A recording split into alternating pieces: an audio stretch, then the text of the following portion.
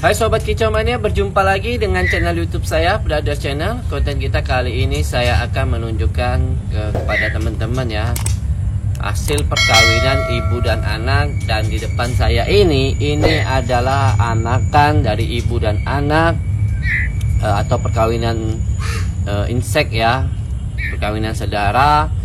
Ini adalah periode yang keempat teman-teman ya. Buat teman-teman yang baru lihat channel YouTube saya, bisa kalian lihat di video sebelum-sebelumnya ya, kenapa saya gagal di periode 1, 2, dan 3 itu sudah saya jelaskan semua ya. Ini khusus ada yang bertanya di kolom komentar YouTube saya, Bang buat dong video hasil anakannya seperti apa kalau sudah menjadi trotolan ya, apa plus dan minusnya ya setelah anakan ini sudah menjadi besar seperti ini.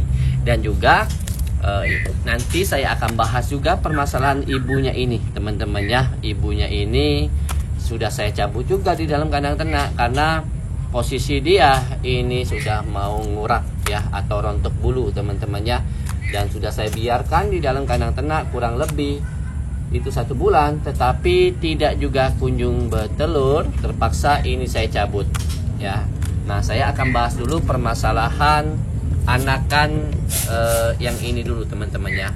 Jadi anakan yang ini teman-teman, anakan hasil perkawinan ibu dan anak ini secara fisik ya, secara fisik setelah saya coba perkawinan antara ibu dan anak ini, memang dia tidak ada ya, tidak ada cacat teman-teman ya, tidak ada cacat secara fisik dia teman-teman ya, dalam artian kakinya itu cengkong ataupun yang lainnya. Tetapi kalau permasalahan di dalam kandang ternak saya ini yang saya alami, ini mengalami penurunan daya tahan tubuhnya. Dan terbukti anakan dia yang di bawah ini adalah yang betina. Yang di bawah ini teman-teman, ini adalah anakan dia yang betina. Saya ambil saja. Anakan yang betina ini teman-teman ya, nih anakan dia yang betina ini teman-teman, ini bulunya selalu mengembang ya, bulunya selalu mengembang, padahal ini tidak sakit. Dan juga secara pertumbuhannya ini kurang normal teman-teman ya, walaupun ini sehat.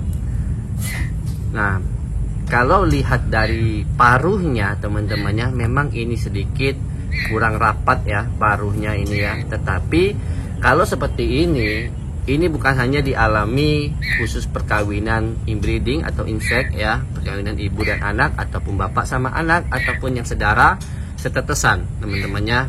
Ini juga bisa dialami perkawinan yang normal antara burung jantan dan juga betina yang lain yang beda atau bukan sedara teman-temannya.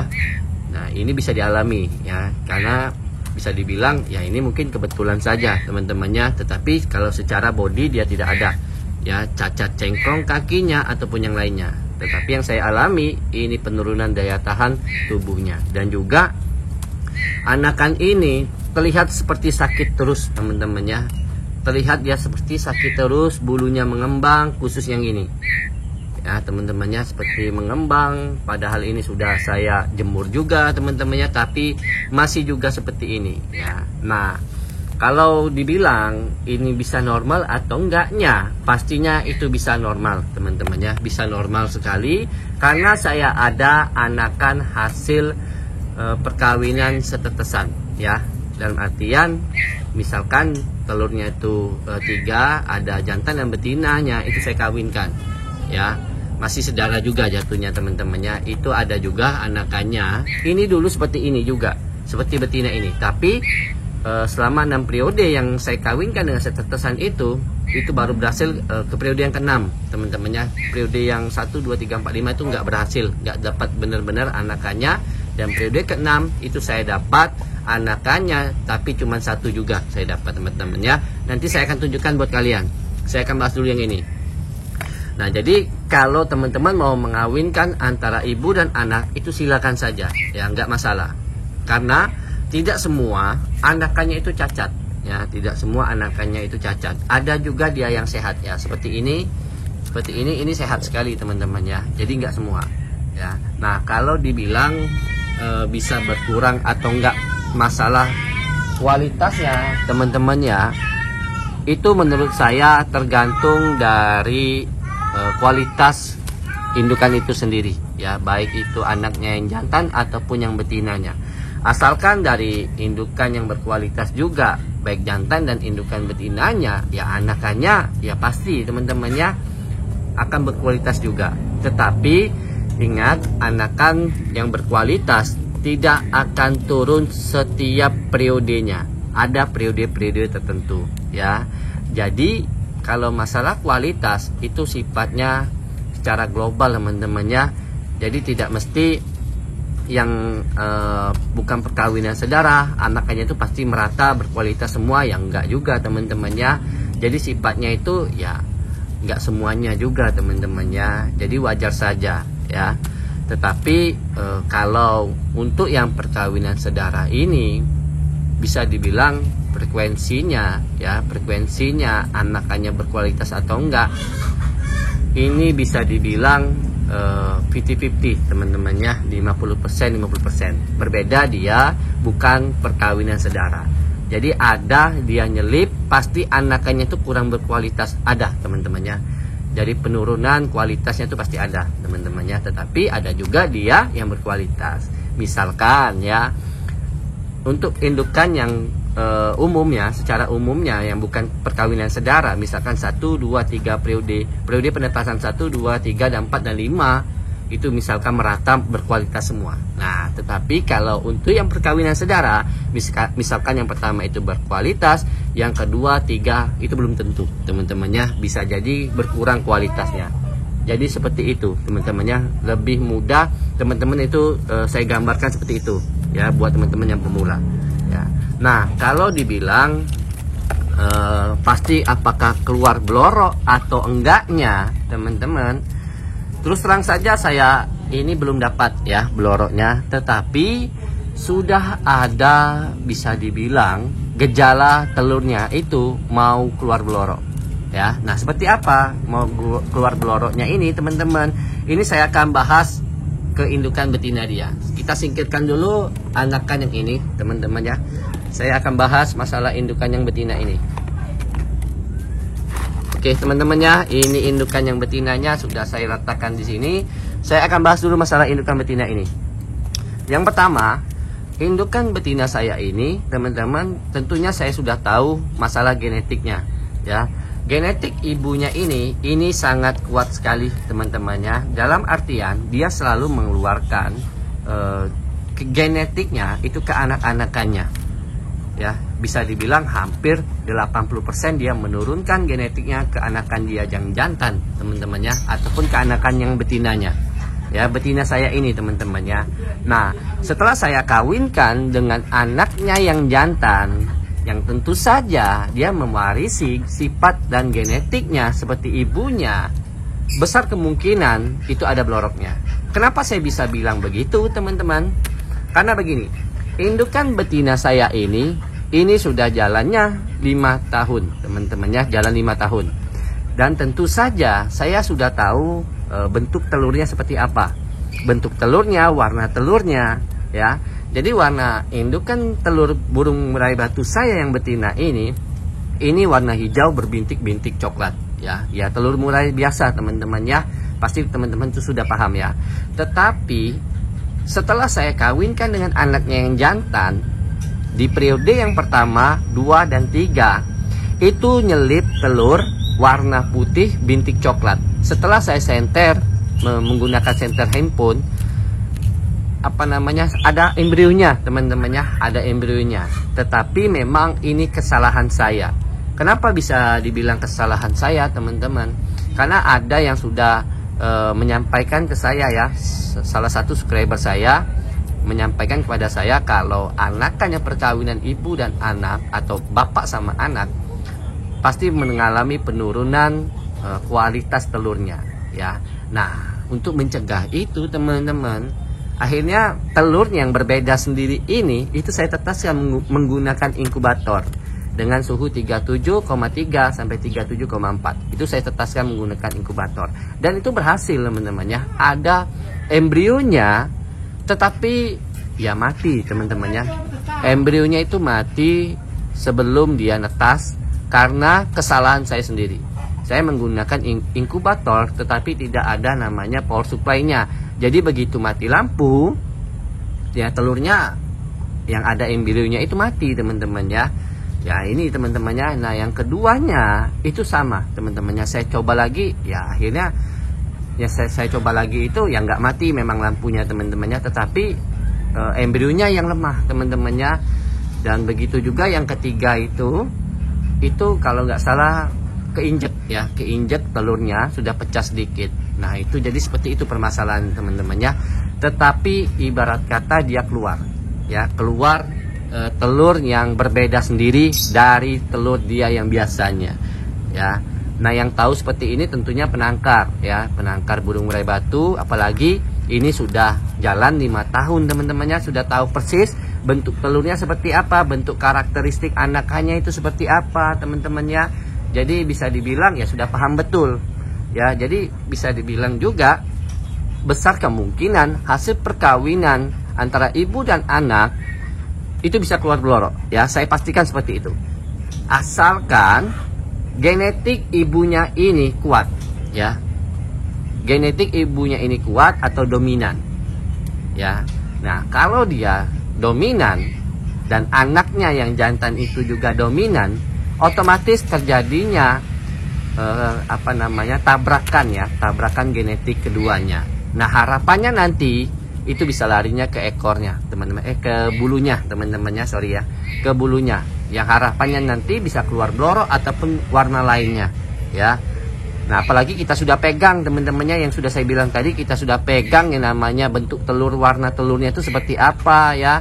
Jadi kalau sudah ada yang nyeleneh sedikit warna telurnya, ya sudah bisa dipastikan, teman-temannya, tinggal tunggu saja ya. Karena indukan betina saya ini selama 4 periode yang sudah saya coba lakukan, ada nyelip 1 telur seperti itu terus, teman-temannya. Memang nggak seluruh, tapi ada salah satu telur yang keluar seperti itu. Dan awalnya itu saya mengira itu kekurangan kalsium. Ternyata saya salah, teman-temannya. Ternyata saya salah, bukan kekurangan kalsium itu, teman-teman. Ternyata memang ya bisa dibilang mau keluar calon-calon blorok seperti itulah, teman-teman ya. Nah ini tidak saya lanjutkan lagi. Kenapa? Ya karena betina saya ini sudah ngurak kering seperti ini, teman-temannya, harus saya cabut ya. Dan juga betina ini saya tangkap dulu ya. Betinanya ini saya tangkap dulu biar jelas. Betina saya ini juga mengalami nyilet, teman-temannya. Ini nyilet di kandang ternak. Jadi saya tangkap juga, teman-temannya, nih nyilet ya di kandang ternak ya, karena suhu atau cuaca di tempat saya ini di Palembang ini lagi tidak stabil, hujan terus, teman-temannya. Dan juga indukan betina ini posisinya ngurak ya, ini bulunya sudah kering semua ya, otomatis mengalami penurunan daya tahan tubuh dia ya. Tapi untungnya ini sudah saya vaksin. Kalau tidak saya vaksin, pastinya ini sudah nggak kuat, teman-temannya. Dan ini alhamdulillah ini terpantau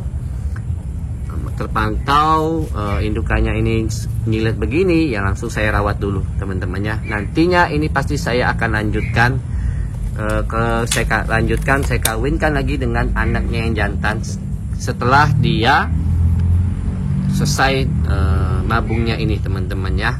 Jadi kalau teman-teman kalau memang mau mencoba mengawinkan antara ibu dan anak, atau bapak sama anaknya yang betina, atau juga bisa dibilang kita kawinkan dengan yang setetesan, ya silakan saja, teman-temannya, silakan saja ya. Asalkan yang sudah saya bilang tadi, genetiknya ini kuat, dia menurunkan ke anak-anakannya, besar kemungkinan hingga 80% dia keluar blorok, teman-temannya.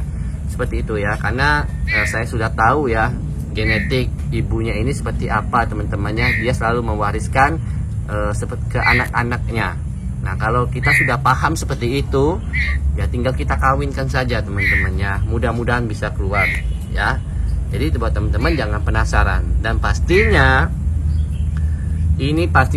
saya akan update lagi buat kalian semua kalau ibunya sudah selesai mabungnya ini, teman-temannya. Apakah dia benar-benar keluar blorok atau keluar warna lainnya, teman-temannya.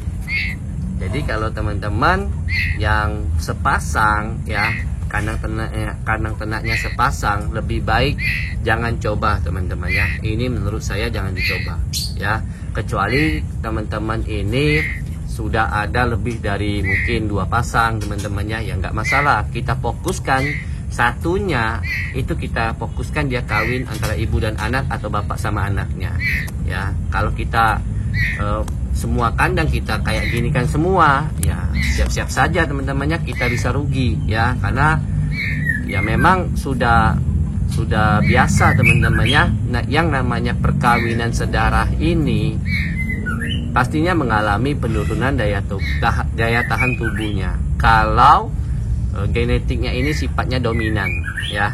Jadi itu kejelekannya seperti itu teman-temannya. Tetapi plusnya bisa keluar blorok ya. Yang tahu kita sendiri teman-temannya, yang tahunya itu seperti apanya ya.